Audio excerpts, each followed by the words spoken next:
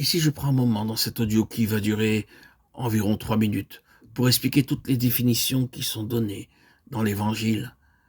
Alors, en particulier, ce qui fait allusion à l'enfant mâle d'Apocalypse 12. On a beaucoup cherché à interpréter cette prophétie dans un sens historique rétrospectif, c'est-à-dire comme s'étant réalisé avant que Jean écrivit à Patmos. Il s'agirait là de la naissance de Christ et la femme représenterait Israël.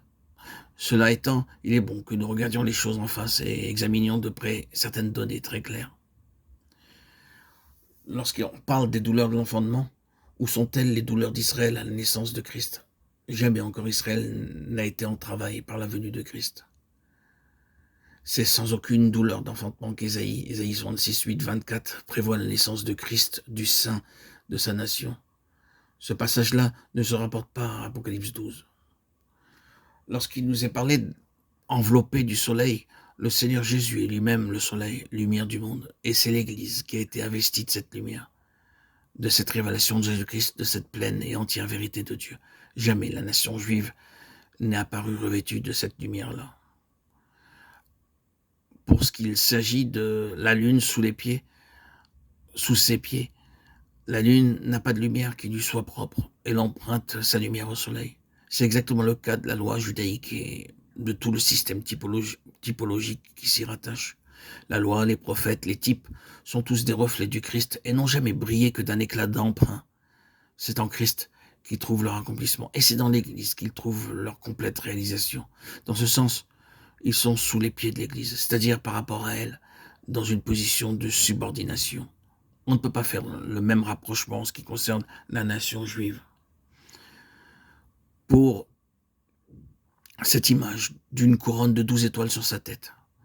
Dans les Écritures, les étoiles sont des corps célestes, revêtus d'autorité. 12 est le nombre de la puissance ou du régime gouvernemental. Les 12 apôtres peuvent très bien être considérés comme réalisant cette partie du symbolisme. À réitérer plusieurs fois dans l'Apocalypse, on les trouve à l'honneur. Ce que nous avons ici, à notre avis, c'est une expression de la pensée de Dieu au sujet de la position de céleste autorité occupée par l'Église, selon Luc 10, 19, Éphésiens. Cependant, bien que ce sont là la pensée de Dieu pour l'Église tout entière, comme cela ressort de l'Épître aux Éphésiens, en fait, il n'y a jamais qu'une fraction de l'Église qui parvient expérimentalement à cette union avec le trône. Telle est, sans aucun doute, la situation aujourd'hui. Et il en a toujours été ainsi. C'est pour cela qu'il y a dans le Nouveau Testament une telle somme d'exhortations et de mise en garde. C'est aussi ce qui explique les nombreux si conditionnels du Nouveau Testament. Aussitôt qu'il serait né, ou lorsqu'elle aurait enfanté. Ici, il n'y a pas d'intervalle. Or, Christ n'a pas été enlevé et porté au trône à sa naissance, au contraire. Un intervalle considérable s'est écoulé auparavant.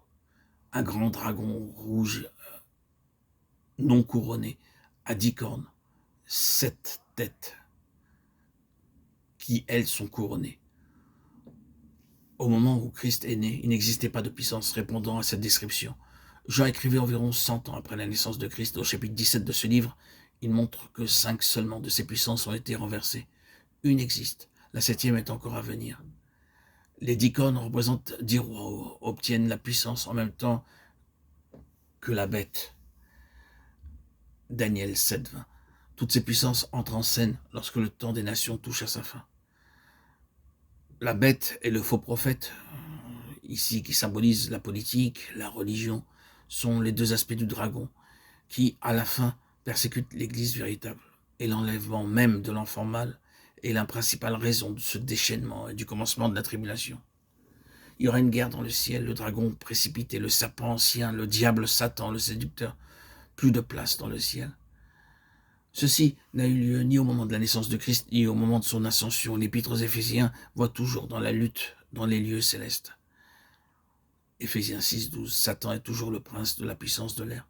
Il est vrai que Christ est au-dessus de toute domination et de toute autorité. Et qu'en lui, c'est là aussi que Dieu nous a fait asseoir. Mais l'évacuation des lieux célestes par la puissance du mal et le gouvernement et l'administration du monde par l'Église de là-haut sont l'une et l'autre encore dans l'avenir. Et l'enfant mâle est l'accomplissement de Apocalypse 3, 21, 22 à cette fin-là. Nous n'avons pas incorporé ces notes au texte de l'article Notre but dans cet audio étant de nous abstenir de tout ce qui peut avoir un caractère de controverse. Je désirais juste rester toujours dans la ligne de l'enseignement strictement spirituel. Ces notes